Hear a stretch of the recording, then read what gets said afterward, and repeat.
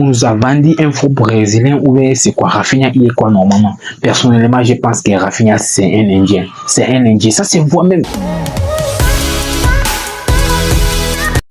Salut à tous, j'espère que vous vous portez bien. Moi, ça va. Aujourd'hui, j'ai envie de parler des matchs passés. Barcelone-Bilbao, un match qui était catastrophique. Un match d'ailleurs que je n'ai pas débriefé parce que j'avais plein de choses à faire. Et je me disais qu'il n'avait rien à dire sur ce match. C'est un match qui était catastrophique. Il n'avait rien à dire. On a vu des purges tout au long du match. Et j'ai l'impression que nos joueurs ne nous respectent pas, ils ne respectent pas les supporters.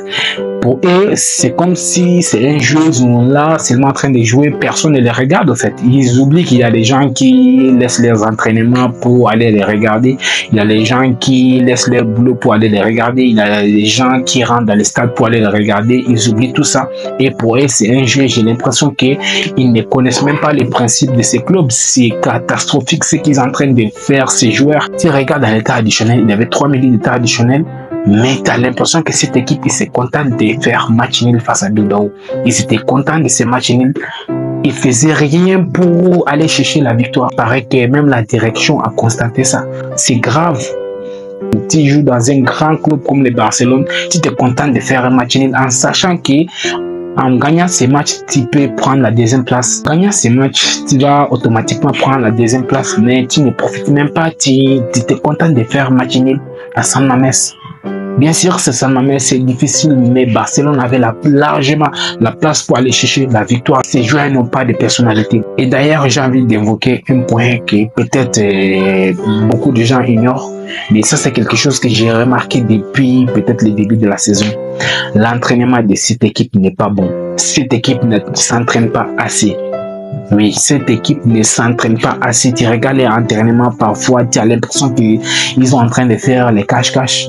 Tu peux pas faire les cache-cache à l'entraînement et aller jouer un match à haute intensité. C'est impossible. Tu regardes Bilbao. Bilbao a joué seulement 3 jours avant de nous jouer. Mais ils ont venu mettre l'intensité qu'il faut. Par contre, nous qui avions 8 jours de repos, on n'est arrivé pas à Bilbao. Au bout de 60 minutes, on est fatigué, on est cramé. Et résultat, Pedri, il est blessé. Bien sûr, la blessure de Frenkie de Jong, ce n'est pas dit à la fatigue. Déjà, il ne se blesse même pas beaucoup. Lui, il a sauté en l'air, il est revenu à terre avec un faux pas, il s'est blessé. Lui, je suis sûr que Pedri, c'est la fatigue musculaire qui l'a blessé. Pedri, c'est la fatigue musculaire qui l'a blessé. J'ai senti ça depuis le match contre Napoli où il a joué 75 minutes. Il fait comme s'il a joué pendant 120 minutes, complètement cramé. Et ça, c'est grave. On est les Barça, on ne peut pas avoir des joueurs qui ne peuvent pas tenir 90 minutes. C'est catastrophique, c'est pas bon. On est les Barça, c'est inadmissible que chaque grand match au bout de 60 minutes, on est fatigué. Je ne sais pas comment ça sonne dans les oreilles des gens que Barça ne peut pas tenir 90 minutes de haute intensité. Et c'est là la différence entre nous et le Real Madrid. Bien sûr, le Real Madrid cette saison c'est très fort, mais je pense que c'est leurs entraînements qui les rendent très forts. Parce que le Real Madrid, plus le match avance, plus il devient fort. Parce que tout simplement, ils s'entraînent bien. On voit même, ils ont souvent des masques sur eux. Tu sens que cette équipe, ils s'entraînent bien. Mais nous, on passe tout l'entraînement à faire les passe-passe, à faire les cache-cache, à jouer par eux, se fait taper gauche, droite, fait comme les femmes. C'est quoi votre problème? T'as l'impression que cette équipe de Barça, même l'équipe féminine de Barça s'entraîne mieux que les hommes. C'est incroyable. C'est quoi? Qu'est-ce qui se passe? Là, j'ai envie de péter un plomb quand je regarde ça. C'est inadmissible qu'une équipe comme le Barça ait des joueurs qui ne peuvent pas tenir 90 minutes de haute intensité. Là, c'était Athletic Bilbao en face. Maintenant, imaginez qu'on se qualifie face à Naples et maintenant on part tomber sur Manchester City. Vous pensez qu'on va faire comment? En sachant que Manchester City est le rouleau compresseur. On les a vus face à Manchester United. C'est une équipe qui met de l'intensité du début jusqu'à la fin. C'est une équipe qui joue, tu as l'impression que c'est pas des poumons, c'est des machines. Et si on fait face à ce genre d'équipe, on va faire comment? On va se faire dégommer encore des scores, de la honte. Et tout ça, la personne que j'ai envie de blâmer, c'est Xavi. Comment Xavi peut nous expliquer que son équipe ne peut pas tenir 90 minutes à haute intensité? Comment il peut nous expliquer ça? Lui, il fait quoi à l'entraînement? Pendant que Bilbao s'est reposé seulement 3 jours. Nous, on a fait toute une semaine, on n'a pas joué un match, mais on fait face à Bilbao. Bilbao nous domine dans les jeux, Bilbao, dans les physiques, Bilbao nous mange totalement. Comment Xavi peut nous expliquer ça? Comment il peut nous dire qu'il a préparé ces matchs pendant une semaine?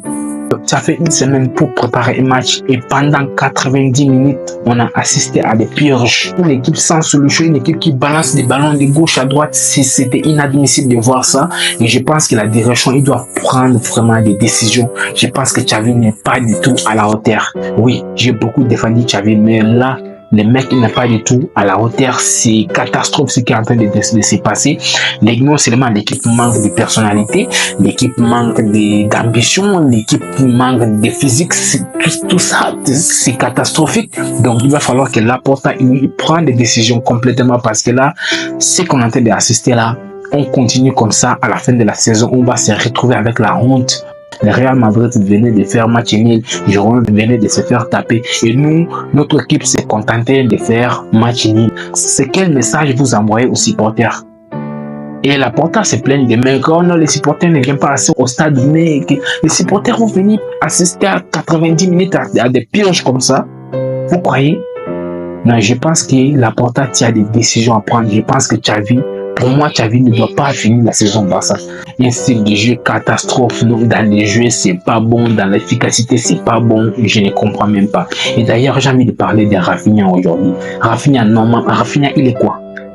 Et je veux que vous me dites en commentaire. Je veux que vous me répondez en commentaire. Rafinha, il est quoi réellement? Je veux que vous me répondez en commentaire. Parce que je n'arrive pas à comprendre. On nous a vendu un faux brésilien ou c'est quoi? Rafinha, il est quoi normalement? Personnellement, je pense que Rafinha, c'est un Indien. C'est un Indien. Ça, c'est vous-même. Le mec, il est incapable de dribbler même un seul joueur. Je dis ça parce que je n'ai jamais vu un Brésilien autant nul. Rafinha, balle au pied, il est trop nul. Rafinha, c'est pas un Brésilien. Et là, ça devient de plus en plus compliqué parce qu'on a notre meilleur joueur qui est blessé. Frenkie de Jong, je ne sais pas combien de temps. D'ailleurs, ils ont dit et moi, mais avec les staff du Barça, je ne sais jamais. Ils peuvent faire même jusqu'à la fin de la saison. Parce que le staff du Barça, c'est aussi catastrophique. À chaque fois qu'il te dit que les joueurs sont blessés pour un mois, ça veut dire que c'est 3 mois. Je ne sais même pas ces gens-là, ils sortent d'où. Je ne sais pas si c'est Xavi qui les a amenés, je ne sais pas si c'est Laporta a amené. Ces gens-là, ils ont trop nul. Donc là, il faut seulement prier Dieu que non, Frenkie de Jong revient vite. Sinon, notre saison va couler. Croyez-moi, on va ramasser la honte tout au long de la saison. Parce que Frenkie de Jong, c'était lui notre meilleur joueur. Frenkie de Jong, c'est le meilleur joueur du Barça. Tout simplement. Là, il est blessé. Il y a aussi Pedro qui est blessé. Nous, on n'a pas droit au bonheur. Oui. On n'a pas droit au bonheur. C'est normal parce qu'on ne peut pas aller recruter les Oscar Hernandez, je ne sais pas, l'adjoint de Xavi Hernandez là. Ils ont dit qu'il n'a aucun diplôme dans le football. Il est là juste parce que c'est le frère de Xavi. Ouais, c'est comme ça, vu que c'est toujours les sentiments, frère, copinage là, entre les staffs. C'est comme ça.